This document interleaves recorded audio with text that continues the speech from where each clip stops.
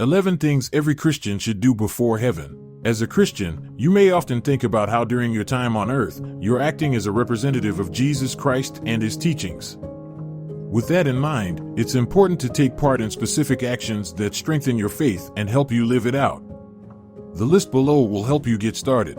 For example, 1. Visit various churches. Perhaps you were raised in a particular denomination and haven't ever explored what exists outside of it. If that's the case, there is no better time to simply start attending services at unfamiliar churches.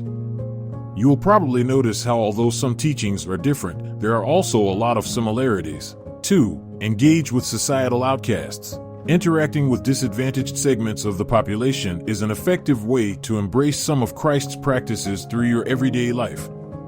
Throughout the Bible, there are numerous instances where Christ ate with and otherwise associated with people who were thought of as societal outcasts. The more you can get outside of your comfort zone, the easier it'll be to continue Christ's work on earth by reaching out and making a positive impact. That's especially true when others would rather ignore the very groups of people you're willingly and lovingly serving. 3. Help others work their way through the Bible. As a Christian, you probably read your Bible regularly, but may know some Christians who aren't as familiar with the text and are perhaps too intimidated to even attempt to read it frequently. Consider taking time to read parts of the Bible with them and experience the many advantages of communal learning. 4. Give a public testimony. Testifying about Christ's influence can be scary, especially if you suspect your views about faith won't be well received. However, it has to be done, especially since spreading the gospel is one of our responsibilities as followers of Christ. If your initial attempts to speak your testimony don't go well, there's no need to despair. Think of your testimony as something akin to planting seeds, meaning it may take a while for your words to bloom or be taken to heart. 5. Take an apologetic course. First mentioned in the New Testament within 1 Peter, apologetic is the act of defending your beliefs through reasoned arguments, then sharing those viewpoints with others. As you go through life, it's inevitable that people will challenge the foundations of your faith. You might also encounter obstacles in your personal faith that cause rising doubts. If you enroll in an apologetic course, it'll be easier to conquer those instances and face them confidently. 6. Become familiar with various biblical translations. Many people believe that although men wrote the Bible, God inspired them to do it. Through the ages, there have been numerous different interpretations of the verses and chapters. The New International Version is a very popular translation that's been in circulation since the 1970s. In contrast, people often prefer the King James Version, which biblical scholars completed in 1611. There are also other extremely modern translations meant to resonate with today's teenagers. More than likely, you probably already have a favorite translation. Even if that's true, it's still smart to get acquainted with other versions. Then, you'll have a broader understanding of biblical texts, and as a result, enjoy more clarity. 7. Join your church's welcome team. Want to really show others you're on fire for God and are proud to follow Christ? Sign up to be part of your congregation's welcoming committee. That's arguably one of the most visible ways to put your faith on display. It also indicates you're not shy about doing what you can to help people feel at ease from the moment they step through the church doors. 8. Figure out which famous theologians you most often identify with. Whether you gravitate toward Martin Luther or Paul Tillich, it's important to get perspectives from Christian theologians.